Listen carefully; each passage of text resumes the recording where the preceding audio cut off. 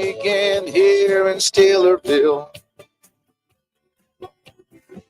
searching for another Super Bowl ring. Let's get the ring. Some people claim the Steeler Nation is insane. All I know, we love our football team. This guy comes up to me. He's got a green and white shirt on. Yeah, he's from New York. He says, hey, you guys think you're tough. Steeler Nation. Pittsburgh Steeler fans. I said, you're damn right. We don't talk about it. We just do it. On the field and in the parking lot. He left. We work hard every day. Italians doing is what we say. A blue-collar town, we're just regular guys. We love Iron City beer. We got black and gold underwear. We were born Steeler fans, and that's how we'll die. We love you, Myron. Wasted away again here in Steelerville. Searching for another Super Bowl ring. Let's get the ring. Some people claim that Steeler Nation is insane. All I know. All right, ladies and gentlemen, how are you doing on this beautiful Sunday morning in Northeast Ohio? Yes, we are from Ohio and we are Steelers fans. You got myself here, you got Chipper, and you got our other co-host, Deez, who's over there choking his stuff. I'm sorry, I was getting ready to hang myself from listening to that fucking god-awful song.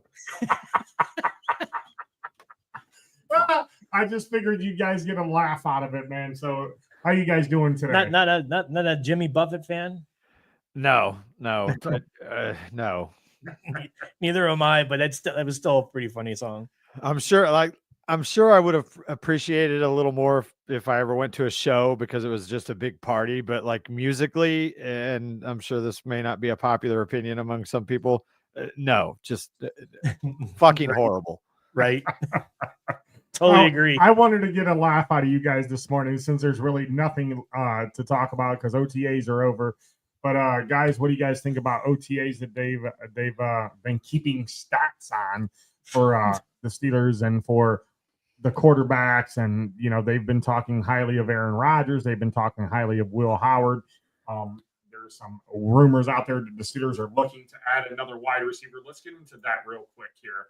I got 5 wide receivers that are up here that I guess Rodgers has them on their list of ones he'd like to play with. We can take Keenan Allen off of that because he was asked about joining the Steelers. And he said, absolutely not. Really? Yes, he doesn't want to play there. Amari Cooper's there.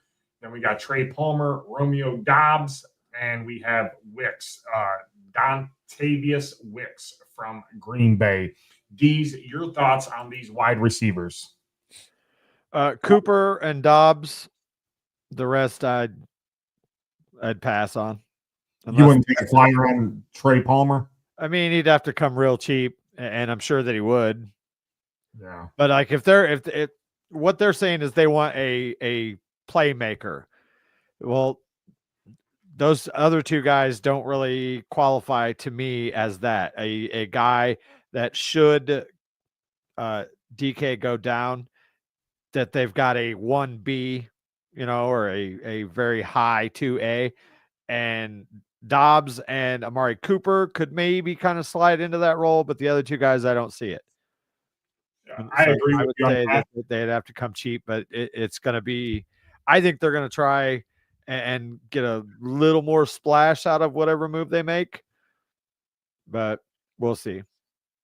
I agree with you on that. I like to see Amari Cooper. Chipper was like, I can't believe he's 30 years old. I totally forgot he's been in the league that long because Dave and I were talking pre-show that Yeah, I remember him being in Dallas, but I totally forgot that he was with the Raiders for a time. So, and then he was with the Raiders, the Cowboys, and then the team from First Energy. So I didn't realize he's that old already. The thing Yeah. is, there's a reason why that he's still a free agent. We don't know why. Did he get hurt last year in Buffalo? No, Like the last. Didn't he miss the? he playoff just had a shitty game or shitty season with Buffalo last year when he went there. Even with Josh Allen as quarterback, he did not have a good season.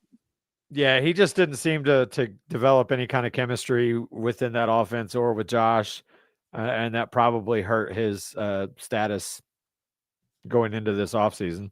I have go ahead. I'd still take him over any of the others. That would be my first choice. Dobbs would be my second. I would even take those two over Keenan Allen. Yeah, Keenan Allen said that he didn't want to play for Pittsburgh. I don't know Yeah. why. So I mean, that's his call or whatever. Maybe Mike Williams told him you don't want to go there because they both were teammates in Los Angeles. And Well, now hey, Keenan Allen, get fucked. We don't want you anyway. Yeah, so obviously they're not getting Gabe Davis because they let him walk out. There was talks that his medical report wasn't good for the Steelers organization, and obviously they didn't want him because if they did, they would have signed him before he left. But Chipper, I'll get to you about the wide receivers. Did you need them pulled back up to look to see who they were? Well, I mean, I don't know who the two are. I mean, Trey Palmer and Wicks. Wicks. I don't know them. So as far as the other two between Dobbs and Amari Cooper, I'm with you guys. I mean, yeah, Amari Cooper would be number one on my list, and Dobbs would be fine with me. At this point, I mean, the only way you're going to get, like Deez was saying, if a wide receiver that's another playmaker if DK would happen to go down, well, if you're going to look for that kind of wide receiver, you're probably going to have to trade to get that kind of wide receiver. But as far as free agents go, I'm cool with either Amari Cooper or Romeo Dobbs. I think that Cooper can come in and be a bona fide number two and give you one good year with Rodgers and team him up with DK. I think that would be, and then you have Calvin Austin as your slot number 3 wide receiver, and you can work in Roman Wilson in there 3 or 4 if Calvin gets hurt. You got him, and then you got Scotty Miller still on the roster, and you got your boy Scotty Miller. Listen, we all know why Skoranek. Nobody else wants him except us. Well, yeah, you're right, but I mean, he's good on special teams and he can play there, and that's why they brought Skoranek back because he's a special teams ace. So yeah, so maybe they'll Trey Palmer get cut and they can sign him and not trade him, maybe a 6th or 7th round pick. But I'd like to see Cooper with the Steelers. We talked about that early in the season when free agency was out there and wide receivers that were available. Amari Cooper. Yep. So yeah, I'm cool with Amari Cooper or Romeo Dobbs. One of the two. Wicks could be interesting because he made some big plays with Green Bay. That's just been one of those situations where Green Bay's got so many young guys in that wide receiver core that everybody kind of got lost in the sauce. I think that if you could get him on the real cheap, i.e. 6th, 7th round pick, he might be worth it because he does have some talent. But I wouldn't go any higher than that. And I don't see him as like a solid 2, but as far as a rotational guy that could come in and give you some big plays here and there, it's not a bad pickup. And it was the second year in the league. He's had back-to-back seasons with 39 catches. His first year, he had 39 catches, 581 yards.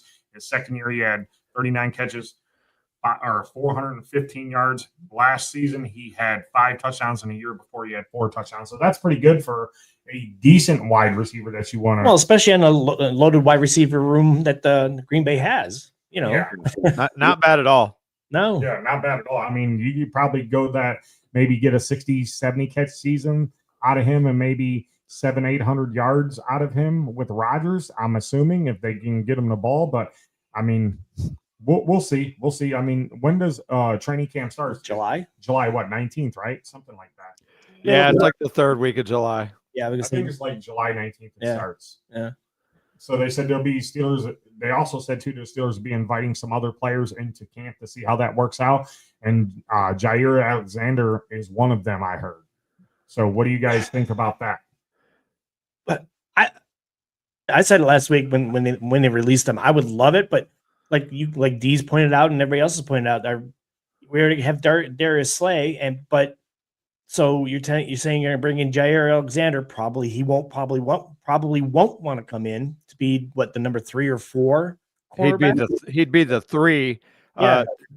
The intriguing part about Jair is he's only played 7 games in the last 2 seasons. So whether he wants to or not, he's going to have to settle for something cheap. Like nobody's going to overpay for him. Right. As far as inviting him to camp, he ain't just going to show up at a training camp to make the team. He's going to be under contract before he sets foot in any facility. I wouldn't be opposed to him coming in with the understanding that he's going to be the 3 or even 2B, if you will. He's talented. He's just got to stay healthy. He's got to not go out for the coin toss when he's not supposed to, and try. And yeah, because that shit won't fly at Pittsburgh. Let's just get that out of the way. But I mean, that would be a pretty solid three-man rotation with your corners. Yeah, and that's what they were talking about with Jair Alexander, because he was an All-Pro and he made buku money and he earned his money. He's still 28 years old. Maybe he comes in here if that's the option they want to go with on a 1-year prove it deal, like Chipper talked about. He don't like signing 1-year deals with players. I mean, but again, how would that work though? If he came in, who would be the slot? Who would be the slot corner? That'd be a good question. Would it really be him? Does he know? Is he a slot cornerback? I think he would be more suited for it than Slay or Porter. Well, yeah, obviously he'd be a rotational guy. He'd probably bump Beanie out a little more often, but again, you can't have too much depth when it comes to special teams and defensive backs.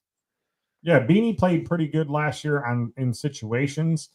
Mike, that's all right. He can't stay healthy, but if you can get him for 1 year at a $2.1 million or $3.1 million contract, then you take a flyer on him. You can cut any player at any time during the season. So, I mean, I'm okay with him signing a 1-year deal. I'm okay with it. Yeah, I mean, you could even go higher than that. I wouldn't be opposed to giving him 2 years, $5 million per, because we've got the money. And who knows, maybe he comes in with a little refreshed attitude, new location, coaches and players that he likes, and we get a bargain. And then maybe our future is JPJ and Jair Alexander. I mean, once Darius hangs it up. Yeah, because isn't Darius? I'm sorry, Chipper. Go ahead. Hey, Mike. Thanks for joining in. Be careful on your drive back. I'm talking about Mike Ballin, but go ahead. I'm talking about Brabander. Oh, okay. Yeah, Brabander. What's up? Dave mentioned this on I don't know, was the YouTube Pittsburgh Post Gazette YouTube thing or on the radio station? Our depth at defensive back isn't all that great right now. Neither is our defensive line, the depth on the defensive line. So bolstering the depth wouldn't be bad. It's just, would Jair Alexander come in and be willing to play the slot third cornerback? I mean, don't you think he would have to now because he's on a prove-it deal? Would he? Would he? Everybody wants to play for Tomlin, and Rodgers is there, and he's got a connection with Rodgers. Just throwing that out there. I know. But is he one of those players that says, you know what, I'm a number 1 cornerback. I'm a stud. I want paid.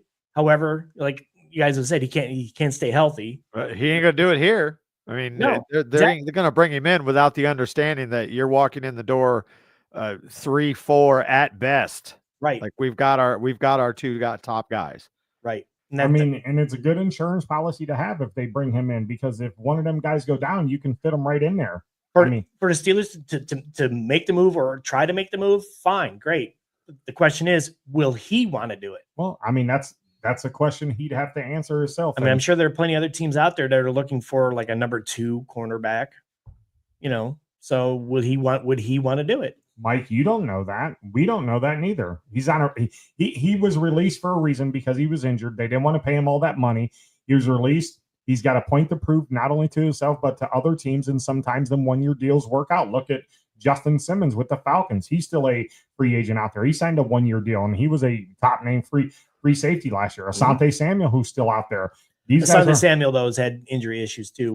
With whatever concussions or whatever he had. There's still some top name, defensive players that Sure. are out there that need to have signed 1-year deals Sure. to prove themselves to other teams that they're still capable of playing. Mhm. So, I mean, you never know. And it is really surprising in today's NFL, the pass happy NFL that we are in now, how many cornerbacks are still available as free agents. You know, how many teams haven't taken a flyer on a Jair Alex or a Asante Samuel, a Justin Simmons. I mean, it's a pass happy league. So why are these guys still out there? Well, I mean, that's a good- even if they are injury plagued, somebody would think would give them a shot, right? You're right, Chipper. We don't know the answer to that. Yeah. That's what the NFL and the teams, do their medical reports for, and they dig deep. That's why they have them people. But I mean, I'm okay with signing Jair Alexander. Like if it's on a 1-year deal, maybe 2-3 million, or like Another 1-year deal. or Great. like D's would say, another or a 2-year deal, 5 million a piece. So, well, yeah, obviously the Browns are looking at him. The Browns not called me refuse- for a tryout. He did not refuse a deal in Green Bay. Sure, he did. No, he didn't. No, I thought they he- released him. They released Yeah, him. but I thought they released him because he wanted a contract extension. No, Okay. And it was somebody else that I read about. Correct. Okay, no problem. correct. Okay. But what are your thoughts on that, though? These, like, with still these decent corners out there, defensive linemen that are out there, do you think that they'll get signed? I mean, Nick Chubb finally got signed this week, and he got signed, and so did J.K. Dobbins. So that Mhm. takes them 2 running backs off the board. And Where did JK end up? Denver. Denver. Oh, okay. He'll look good on their injury report. Wow. Wow. But kudos to Nick Chubb, real quick. Shout out to him for him being the true sport professional that he is. Great letter he sent to the Browns organization. Wish him well in Houston. Wish Pittsburgh would have took a look at him, but obviously they didn't. Now he's in Houston. So Deez, what do you think about? I mean, the fact, like I said, that it's a pass happy league, and you still got some of these. I guess I don't know if we'll call them top notch, but really good defensive backs still out there. Now, granted, they may be injury plagued or whatever, but the fact that you still have these named defensive backs out there that are still unsigned. All I can imagine is that, I mean, of course, there's the injury thing, but teams are going to try and basically get a something for nothing. I think they're going to wait until training camp, see what they've got, see if anybody drops off with an injury or whatever, and then try and pick one of these guys up at the lowest possible price. Because as we get closer to the season, desperation kind of sets in for those guys. They want to play, and if the only way that they can play is sign as you say, a 1-year prove it deal, and then get paid, I think that's what teams are doing. Teams are just going to kind of hold off. They might throw an offer out there. If they don't take it, then they're just going to sit on their hands and see what happens come training camp. Now, the one thing I'll say that applies to everything, not just the Steelers, but basically the entire league, you're not going to see any action in the league probably for the next 4 to 5 weeks. Right. This is as close to a real vacation as the NFL has. Yep. Because you're not getting ready to go into free agency. You're not preparing for the draft. You're not preparing for OTAs, minicamp. The league literally does nothing for the next 5 weeks until training camps kick up, and teams aren't going to really sign anybody. We're not going to see anything on that until training camp. Maybe the first week before training camp, some teams might ramp up, but it's basically going to be, okay, who's dropping in that first couple weeks, and who do we have to go and replace? Now, does this theory about getting somebody on the cheap, does this apply to the free agent wide receivers that are out there, aka Amari Cooper, Keenan Allen, and the other big name wide receivers that are still out there? I do think so. I mean, if you look around the league, we've had a lot of young wide receiver talent come up lately, and especially with the way the league has trended with so many, pass happy offenses, which I also think that the trend is starting to turn back to the running game. But teams right now are these young, fast guys. They're turning to them for cheap, and they're going to make these vets, if they want to play, that their prices are going to have to come down, or somebody's going to have to get hurt. It's a young man's game. And once you get into those early 30s, teams are a little leery. I'd be willing to bet that of the names that we frequently have talked about, both in DBs and wide receivers, I'd be willing to bet that most of those guys are on an NFL roster by the time the second week of training camp is over. Oh, yeah, I agree with that. Yeah, they're not just not going to sit out there for the end of training camp. Somebody will. Yeah, And there's going to be injuries. There's going to be, holy shit, this guy sucks, and they're going to make some moves. Yeah, for sure. Yeah. So hopefully we can find a quarterback, because after all this bullshit, I'm off the Aaron Rodgers train. This guy had the audacity to come in here and play for only $10 million. This team cancer comes in here and talks about how he wants to mentor a young guy like Will Howard. The absolute nerve of him to come in and just be a consummate professional by not missing any mandatory time. Like, Jesus, where did we get stuck with this guy from? Oh, and congratulations on his nuptials during the offseason. all right. Yeah. Absolutely. I love that in the press conference, though. Is that an R ring wedding? Oh, it's a wedding ring. Oh, how long have you been married? A couple months. And that's it. Yep. Like, he's literally the most private person that's ever set foot in the NFL, but yet all of these insiders had all this information that, he's such a fucking asshole and he's demanding this, that, and the other. No, you don't talk to anybody. Yeah, getting back to D's point, with him mentoring Will Howard, Will Howard said in his media availability that Rodgers is the one that came to him and extended his offer to mentor him and sit next to him in the quarterback room. He didn't have to do that. I mean, so I'm okay with that happening and Will learning from him. But on the Ben podcast, have you guys heard the Ben podcast? They were talking about how Ben kind of like didn't give his blessing to Mason to take over the reins as the quarterback of the future. And him and Mason really didn't see eye to eye. And he said that he gives Mason kudos because all the questions that he was asked about Aaron Rodgers, because him and Finkner was on there, and Finkner said, well, Mason's a smart guy. He'll pick up the offense just like that. And, he can see things differently than what Rodgers can out there, but, they'll work together. And he says Mason's the ultimate pro, and he's probably in the top 4 backups in the league to have on your roster if your starter goes down. That's what Finkner said. He said he was real smart in the quarterback room. He helped the wide receivers, and he prepared Ben each week. Even though him and Ben didn't have a good rapport, he prepared him every week for other teams. So kudos to Mason for being a consummate pro about that. Absolutely.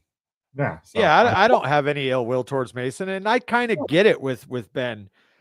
Ben probably at that point felt like, I'm not going anywhere anytime soon. Like, you guys want me to, I'm not, like, this is my team. If he's there, he's there, but I'm not going to like literally train him to make me replaceable. Fuck that. And I kind of see it just like with Joe Flacco, when they were asking him, like, he's there to play football. And if he's coming in as a starting quarterback, look, watch me. If you learn from me, great, but I'm not going to hold your fucking hand. So for Aaron to come out and say that, clearly he's lying because he's a locker room cancer, like all these fucking talking heads have been telling us for the last 8 weeks. I never said that. You said that he was a cancer. You said he was a bad teammate. You didn't want him in your locker room, is what you said. I never said that. What'd you say then, Chip? I just didn't want him. Do you still not want him today? It's over and done with, so. I'm asking today, as we sit here, do you still not want Aaron Rodgers? Not really, but I mean, he's the best option we have out there, other than wow. So now other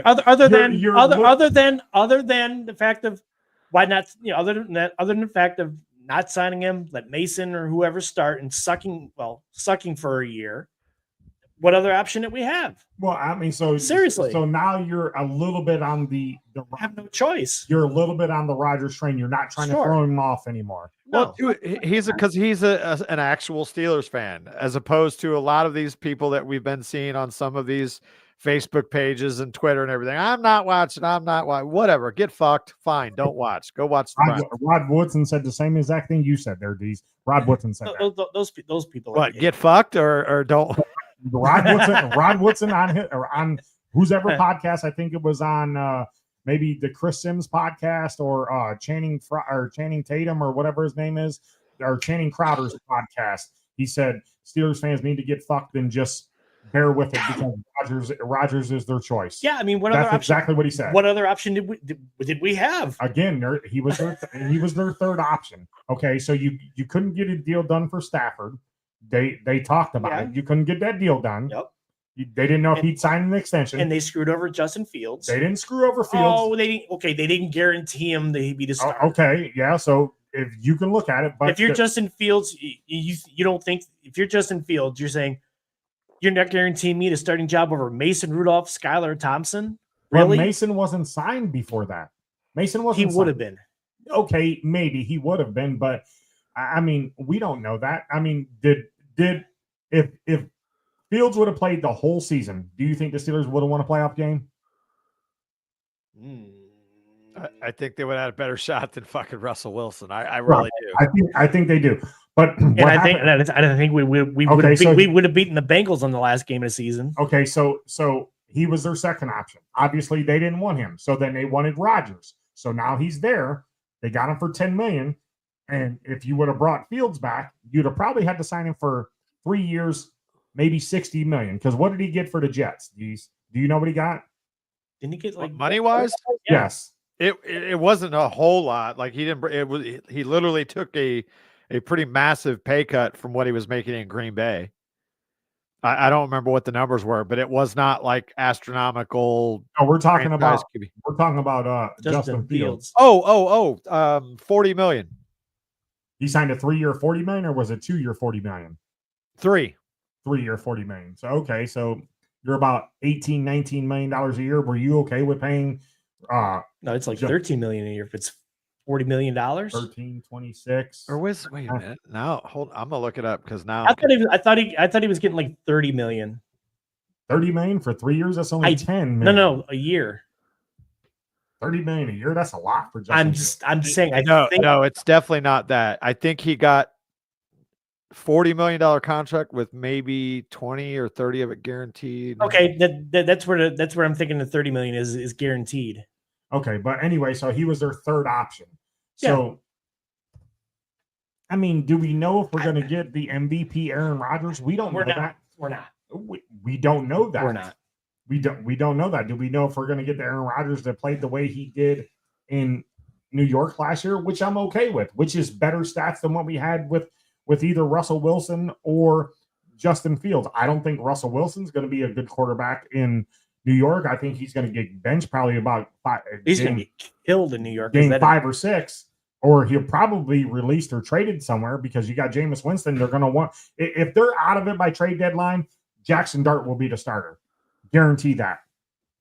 I mean, 2 years, 40 million, 30 million guaranteed. That's why the 30 million. So he's making 20 million a year. Yeah, that's where that's why I was thinking. I knew the 30 million was right in some way, shape, or form. Yeah. So yeah, I mean, you're right though, Chip. I mean, it is what it is. Rodgers is here.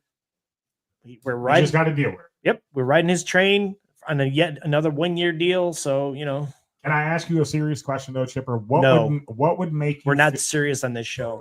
What would make you feel better about the Aaron Rodgers signing? Would it be a Super Bowl or a playoff win? Would make me happy with this? Yes, obviously a Super Bowl. I don't want just a playoff win. Okay, so you want him now? If we get to the Super Bowl, I at least want 2. You want 2. So if we get to the Super Bowl and lose, are you fine with the Aaron Rodgers? Sure, because that means we're better than 30 other teams in the league. Okay, Deez, your thoughts on that? Would I be okay with that? Yes. Well, I mean, I would consider that a success for sure. Yeah. I mean, compared to what we've dealt with. And, I've been saying all along, Aaron Rodgers, at least, however small, gives you a legitimate chance, a believable, if all the correct chips fall in where they need to, we have a shot with Aaron Rodgers. Right. And I keep thinking back, and the parallels has been made since he showed up in Green Bay. Brett Favre was very, very average when he played for the Jets. And then he went to Minnesota, and he damn near took him to a Super Bowl. Mm-hmm. I firmly believe that Aaron Rodgers still has a lot left in the tank. No, he's not as mobile. I understand that, but the offensive line even if they play at the exact same level that they played last year, it's still way better than what he had with the Jets. Yep. And I believe that the offensive line that we're going to have this year is going to be much better than it was last year. The arm is still there. You could see that in the limited stuff that they showed. Like he still has that lightning quick release, and the way that he almost lit up talking about having a guy the size of Darnell Washington being like that's the biggest player that he's had it on his team since Mercedes Lewis. Yep. Our offense, like a lot of people are down on Arthur Smith. We have not seen Arthur Smith's offense yet. We saw Arthur Smith's watered down bullshit to suit a guy that can't see over the fucking offensive line. We're going to see that this year with Aaron Rodgers. Aaron Rodgers is going to have freedom. We are going to see 2 tight end sets. We are going to see tight ends actually getting the ball thrown to them over the middle of the field. We're going to see Calvin Austin just absolutely dominate playing from the slot as quick as he is in and out of his routes. And if Aaron can stay healthy and can stay upright, this offense could potentially be scary. I would certainly hope that when you reference the tight ends, that the tight ends get a lot more use, because again, like I mentioned last week, where it was, we just signed Freiermuth to that extension, so it'd be nice to see him actually get some balls thrown to him and get him getting some touchdowns. Yeah, I like the fact that Freiermuth has been blowing Aaron's DMs up on Instagram. Like you can just already tell that Freiermuth is absolutely pumped. The other thing I forgot to mention that asshole did is, he had the audacity to invite his teammates to work out with him in these next 5 weeks in Malibu. Like, what kind of prick does that? Who wants to go to Malibu? Okay, so throwing that out there, I mean, how do I say this? High profile quarterbacks that actually do that. I know. Okay. That's said with tongue firmly in cheek. Okay. All right. I mean, hey, I'll go to Malibu just to watch if he wants to invite me. I mean, what the hell? Yeah, I would go too. Although I don't know the way California is right now, I don't want to get too political, but Deeds, are you like the leader of the I Hate Russell Wilson fan club? Is that? No, I'm the leader of the Russell Wilson can't see over the offensive fucking line fan club. Like, Russ had a great career, no doubt, but he holds on to the ball too long. He can't escape the way that he thinks, and the problem is he thinks that he can, and he was just a one-trick pony. It was either throw it deep or it was, dump offs to the sidelines or roll out, and then maybe he could hit something over the middle. But the problem was he was too slow to roll out and do that. I think the Steelers learned their lesson by having Russell for that 1 year, and you're right about the watered down offense with Arthur Smith. I think when they brought Rodgers in here, that him and Rodgers has sat down and had a talk. By all means, that's what the reports were, that there's some things that we're going to see this year in the offense that we haven't seen. That's why he wants to go get another tight end that can catch and block. But again, like you said, Dees, I'm excited about this for Darnell Washington, because what is he, 6'6"? 290, he's a something monster. like that. He's damn near 6'8", and you haven't used him to his full potential yet. And they say that he came in like looking slim, for as slim as a guy that size can look. Like, he has taken this offseason very, very seriously, and he is out to prove that he's not just an extra tackle on the field. Yeah, and with them potentially having another fullback back there too as well, I really like that in the offense, because Aaron uses his fullback. He used one when he was in Green Bay. He used one when he was with the Jets. I mean, even they get you 1 or 2 catches, maybe 10 to 15 catches a year, and get you a touchdown, I'm okay with that. But that's what Aaron Rodgers does. He does he does the play action real well. Like Dee says, he gets the ball out quick and he can still throw the football. So I'm cool with that. I don't want to see a quarterback hold on to the football for 5 seconds and just try to move around. And Russell Wilson wasn't mobile like he was. Like, I mean, I'm okay with Justin Fields being back there because he can get you 4 or 5 yards. We're getting a 4 or 5 yard loss with Russell Wilson. Go look at the last 4 games of the season. He held on to the ball way too long. Don, I just want to ask you, like, where do you get the inclination that that's going to happen? Aaron Rodgers, for his career, is over, I think, 65% completion percentage. Yeah, he gets hit a lot. He played for the Jets. The Jets had a terrible offensive line. You're talking about a guy that's been in the league for 20 years and has had more than double-digit interceptions only 4 times. So I don't know what you're basing that your theory on. That's just not the way Aaron Rodgers plays football. Yeah, maybe he will dump it off a little quicker, but it isn't going to be into the other team's hands. That's just not the way he plays. Is there anything wrong with throwing the ball away to save it down and yardage? Not No, at all. absolutely not. There's nothing wrong with quick dump offs if made, if that's the read. But I don't think he's going to have to run for his life nearly as much as he had to with the Jets. Well, we hope so. Hopefully, Broderick Jones will serve well at left tackle. I mean, it can't get much worse than Dan Moore. True. Can it? I mean, if Broderick Jones. Let me ask you this question. Would you guys bring in Jedrick Wills as a body just to have his depth on your offensive line? Will he want to? I'm just asking a question.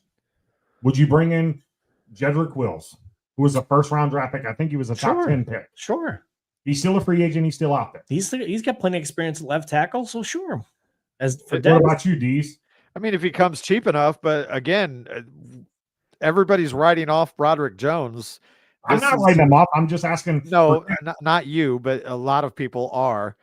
The guy had a really good rookie year playing out of position. And then last year, without question, he regressed. And now he's back in his natural position. He came in better shape. Again, bulking, not bulking up, but slimming down without really losing the weight, which tells me that he's serious. I'm not at all concerned about this offensive line as some people are. This is a team that is literally 4 guys of the 5 starters are coming in with 3 years or less experience. Like, this is when you're going to start to see the peanut butter and the jelly actually mix and they become a solid unit. I will be shocked if this offensive line isn't a huge improvement over last year if they stay healthy. What flavor of jelly are you talking about? Grape. And anything other than grape, get the fuck out. Oh, we got to have him on unscripted then, so we can have this debate. Oh yeah, he can come on anytime he wants. He's more than welcome. The bitch about Amazon packages. So let's touch on the quarterback thing real quick if we can. So Aaron, you say the corner or the quarter? Quarter. Okay, go ahead. Aaron Rodgers. Okay. Aaron Rodgers is a 1-year deal. Let's say after this year he decides to retire and be done with it, or he doesn't do what he came in here to do, and Steelers don't bring him back. So we're at square one again come next season. Are we assuming that because of it, what everybody is saying, because of all the draft picks, all this other stuff, that we're going to draft the quarterback in the first round, try to trade up to get whoever in the first couple picks of the first round, and then he is going to be our starting quarterback next year? Is that where we're going, or are we going to thinking that they're going to try to sign Aaron Rodgers back to another 1 or 2 year deal? That all depends on Aaron's play this year. If Aaron comes in and throws for, I'm just saying, he had 28 touchdown passes last year, 11 interceptions, threw for 3,300 yards. If 3,800. If he can come in and play and maybe do 32 touchdowns, turn the ball over 11 times, interceptions, have 4,000 yards, and lead them to either 2 playoff wins or get them to the Super Bowl, then obviously I would think he would want to come back. Okay. Because he's proved the naysayers wrong, and he'd want to do it again to show them that he can still play. And if he does that and the Steelers do sign him again, do they still draft the quarterback? I think not, because I think that they are very, very high on Will Howard, and they want to eventually turn the reins over to him by early signs of what they're saying about Will Howard. I'm okay if Will Howard learns from Aaron and sits back and watches the field, because again, we're not going to carry 3 quarterbacks on this roster. I do believe this: if Aaron comes back for next year, Mason's not the backup next year. It's going to be Will Howard. Okay. Yep. I would tend to agree with that. And I mean, these are all big ifs. Oh yeah. Ifs. Yep.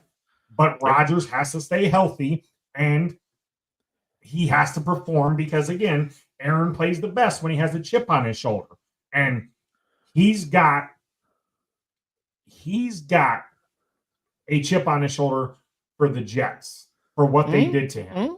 And he's got that game circled. I wouldn't be surprised if he throws 3 or 4 touchdowns and lights them up for 350. I wouldn't be surprised first game of the season. These, your thoughts? I'll be absolutely fucking shocked if he doesn't just annihilate the Jets in week 1. I think we are going to witness like the Brett Favre dad died type game out of Aaron that first week. I think he is just going to want to bend them over and just dry fuck them as hard as possible. I think so too. But what do you do as far as the quarterback situation next year? Let's say Aaron doesn't come back next year. I think the plan is to, and granted, a lot of this is going to depend on where we fall as far as the draft. But like, to me, it seems like this has been the plan all along by letting these free agents go, stockpiling these picks. You've got the draft at home next year in Pittsburgh. The quarterback, like all of the pieces are falling into place. It's supposed to be a really good draft class. Now, we don't know what's going to happen in college football this year. Correct. A couple of those quarterbacks could, get their legs amputated, and then that just fucks everything up. Or they might suck, or we might win a fucking Super Bowl and pick 32nd. And that kind of, all right. Well, I'm just saying, like, I think, yes, that is the plan. But as we know, sometimes plans fall apart. If they can make a trade up that makes sense to get a guy that they truly, truly believe in, then I think that is 100% their plan. Because if everything else falls into place, as far as the offensive line finally coming together, DK fits with Arthur's offense, the defense finally steps up, everything is there. Like, literally all you have to do is plug in the quarterback and tell him, don't lose the game. The defense is awesome. You've got great playmakers around you. You've got a young, very strong, we hope, offensive line. And you get a quarterback that's not eating up 20% of your salary cap. So your Super Bowl window is officially open. So, yeah, I do think that is the plan if Aaron isn't back next year, whether it's Will Howard or not. I'm hearing, from the podcast and everything of the guys that are in the city, I'm hearing mixed reviews. Will Howard talks the talk, but so far hasn't really walked the walk. Granted, it's OTAs and mini camp. They're in shorts. Who knows? I do believe Will could be a gamer, one of those guys that, obviously he's won a championship. He played very good with Kansas State for a while. So I'm not completely writing him off. I'm just not entirely sure that the Steelers see him right now as the guy. I think what happens this season, both in pro and college, is really going to determine what their true game plan is. Well, if let's say that they do bring Rodgers back next year, do they still draft the quarterback, or do they let Will Howard be mentored or whatever for another year and hope that he may be the starting quarterback in 2027? I mean, I think a lot of it is going to depend on Will Howard. Like, what is Will going to do, even though he's not going to play, hopefully, because if he's playing, that means we're in a world of shit. But how is he handling it, in practice? Does he look like he's the part? Do they think that he's going to be the guy, even if Aaron does come back? Or do they say, okay, this, Will Howard's not bad, but he's Mason Rudolph. He's Nick Foles. He's a guy that, we can count on to be our backup, but he's not the guy. So now we're going to go out, even though Aaron's coming back, we're going to go out and get the guy that we think could be the guy. And if Aaron continues to play well, great. Now he's teaching 2 young guys. If Aaron falters, we turn it over to the rookie and we let it ride.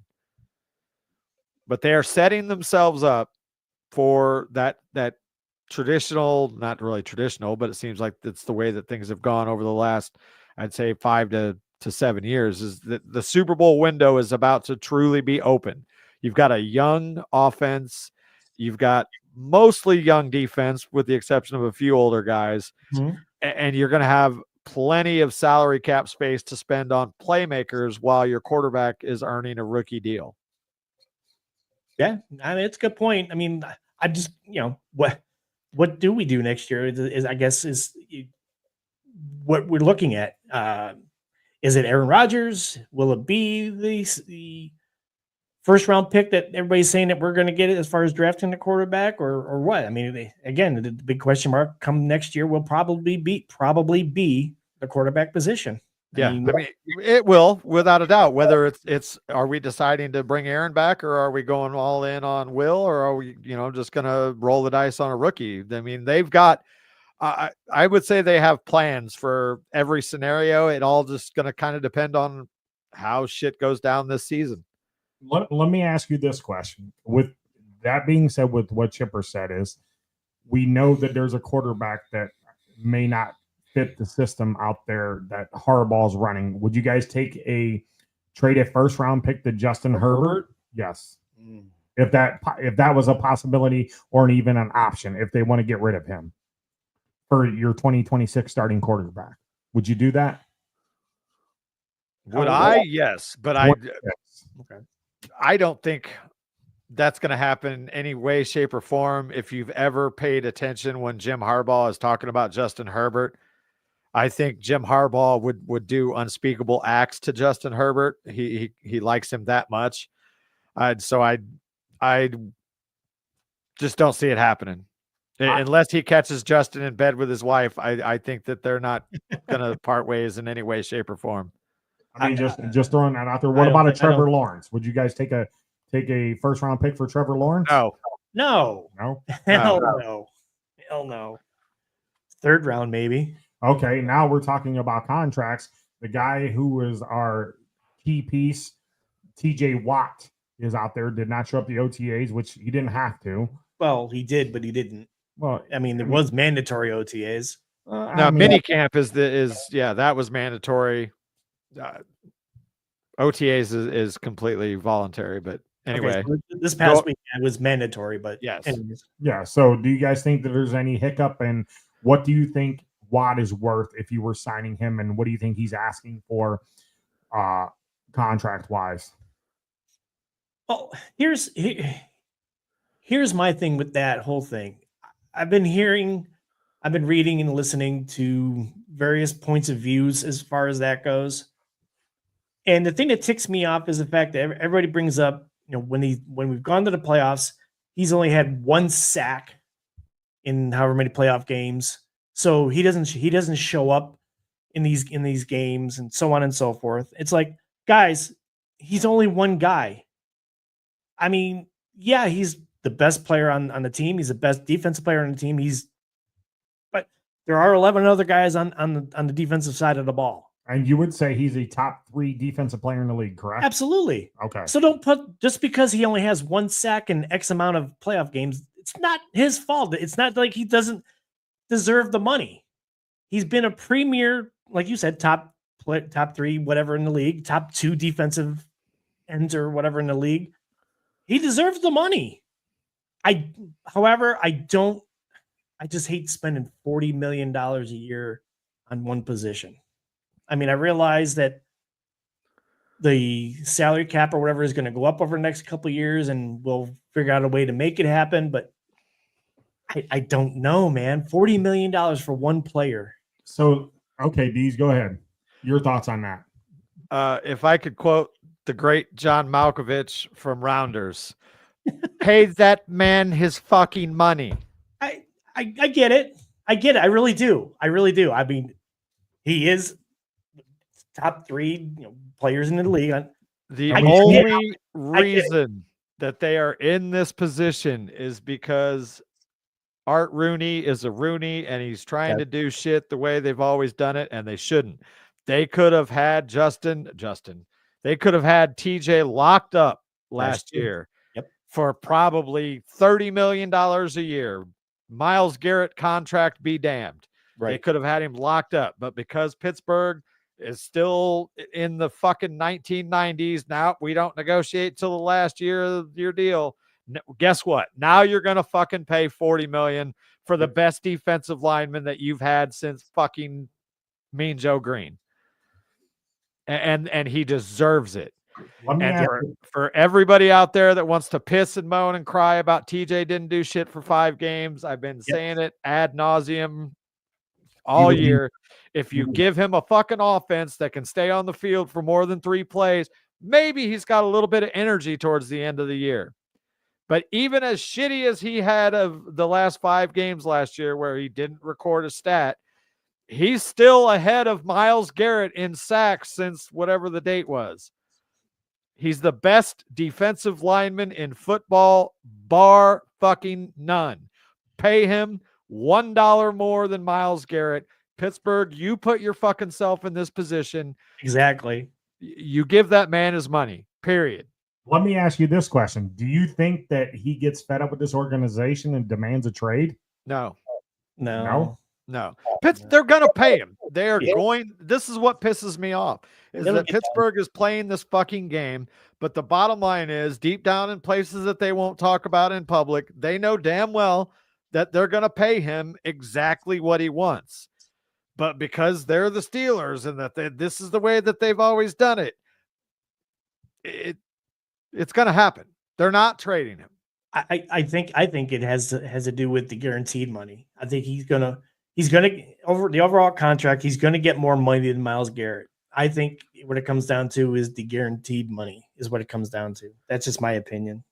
You're probably right. And again, Pittsburgh is going to crack. He's not going anywhere. No, he's not. Maybe he'll come down a little bit, but I don't even really believe that. I think he's got a chip on his shoulder because the fact that Pittsburgh does business the way that they do, and it's nobody's fault but the Steelers. Like they've got to get out of this fucking archaic way that they do business.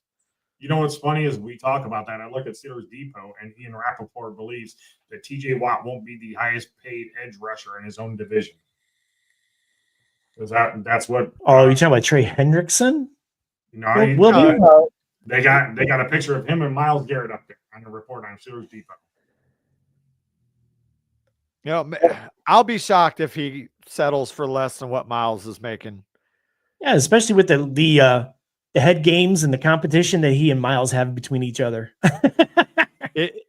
If he doesn't make more, it's going to be real close.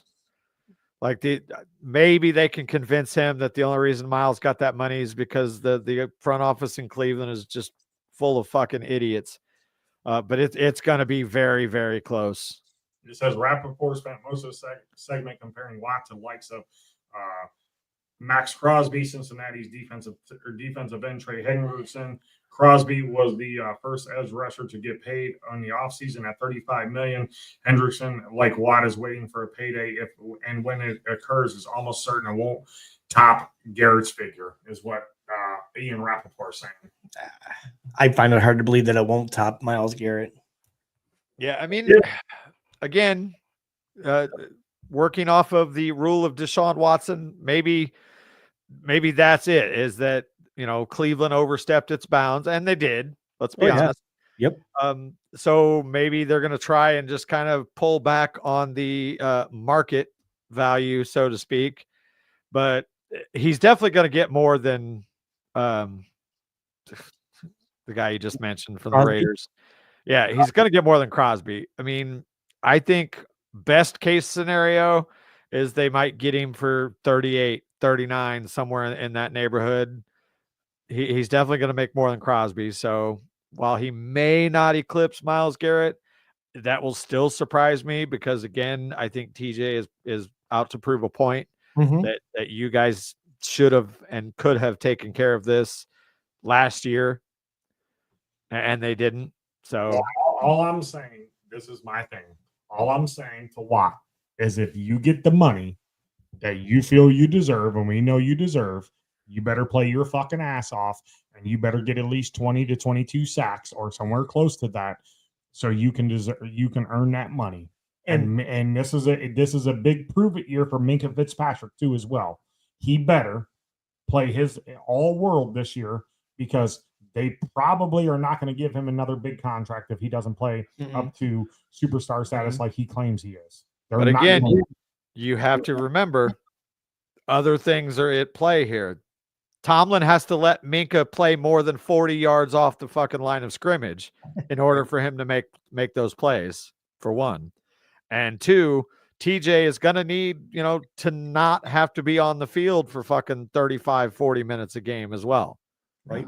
And I agree. That's why they drafted Jack Sawyer. That's why they drafted Sawyer. And I think with them saying, didn't we talk about Terrell Austin saying that Watt was going to move around a little bit more this year?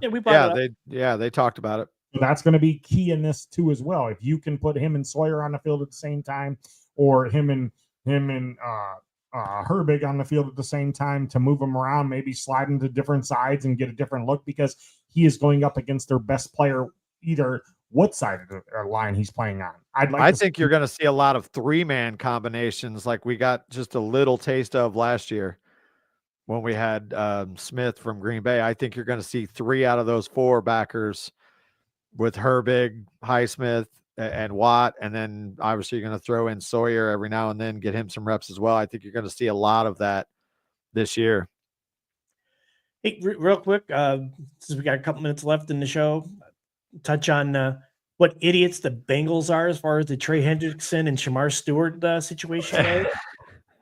It's comical. It really is. Like, you expect, I don't even remember what the exact clause of it is, but it's like nobody in their right mind would be the guinea pig on this kind of deal. And you're already, like, you have pissed off your defensive playmaker to the point where you're probably not going to sign him. And so the guy that you drafted to potentially replace him, you're trying to lowball the shit out of him and give him a contract that, nobody in their right mind would agree to, especially for their first contract. We call them the Bungles for a reason. That's all I got to say about that. It's pretty much set in stone. Where you get picked is how much money you make. So that's a given. But because they are who they are, they're trying to screw this guy over. I guess if I remember right, it's the guaranteed money, right? Is that okay? The wording and the guaranteed money. He's like, guys, you're going to give him the money no matter what. So wait a minute. So here's the thing. So you have what? What did you sign Burrow for? You signed him for $260 million. Ain't that what you signed him for? Or 230, something like that? Yeah, it's some astronomical figure. Yeah. Okay, and then you got 2 wide receivers that are Jamar Chase and T. Higgins that are making over $100 million a piece. So there's $400 million on your offense, and you don't want to go back to the Super Bowl because you don't want to spend money on your defense. You'll score 45, but you lose because you're giving up 48. Yeah, you're going to give up 50. Yeah. I'll say this: Cincinnati Bengals games are going to be fun to watch if you like offense, because you're going to fucking see a lot of it. Oh yeah. Wow, that's just idiotic to me that Mike Brown doesn't want to pay anybody over there or on defense, but he'll pay his offense. And listen, Zach Taylor better win this year, because if he don't, he's done. Are you sure though? Are you sure? True. Are you sure? Look at how long they fucking stuck with Marvin Lewis. Yeah. This is Mike Brown. We talk about like tight owners and dumb ways of doing business. As bad as we want to talk about the way the Steelers have done some things, the Bengals they live in the Midwest, the cold as shit, dreary ass Ohio. And that's no knock on Ohio, because I live. Wait a minute. Come on now. It's the same shit in Illinois. But what I'm saying is they they live in the Midwest, and the football is a fall/winter sport, and they just got an indoor fucking practice field. Last year? The beginning of last year? Yeah. They got to walk across the fucking highway to go practice because Mike Brown is too goddamn cheap. Like, it's unreal. Yeah.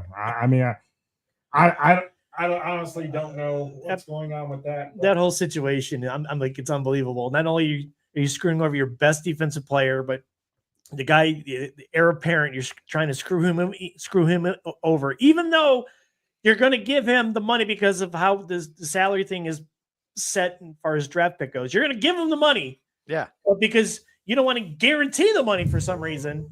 You're saying, oh, We're not gonna. We don't want to sign you. Okay, so let me ask you guys this real quick before we close. Is Trey Henderson a Bengal going into mini camp? You mean training camp? Training camp. I say yeah, because he's still under contract though, right? Yeah. He's He's not a free agent. Yeah, so he's looking for an If I'm extension. Detroit, I'm calling them tomorrow and asking them what they want. Will he go into training camp? Yes. Will he set foot in the facility? No. I think Trey Henderson will be on another team before week 1. That would be outstanding to see him go to Detroit. Him and Aiden Hutchinson. Would the Lions be able to afford him both? Because Aiden's wanting an extension. Yeah, but is Aiden due this year? Or is it next year? Next year, but he's still out there. There's already reports out there that he's wanting an extension. So maybe Hutchinson, or not Hutchinson, maybe Henderson goes to the 49ers. They got a boatload of money. They let a lot of people go, and they lost Bosa. Yeah. But the Bungles are the Bungles. That's right. All right, guys. We'll see you guys here in a couple weeks. We'll keep you updated. And I did have a update from Adam Bittner. He will join us on our next time that we're on. So make sure you guys stay tuned for that. For D's, unless you got anything in closing. You got anything, D's? No. Happy Father's Day. Yeah, happy Father's Day to all the fathers out there. Whether you're a pet lover and you don't have any kids and you got a dog or a cat, happy Father's Day to you too. Well, thank you. So happy Father's Day to everybody, and have a good week. And we'll see you back here in the start of training camp. All right, guys, have a good one.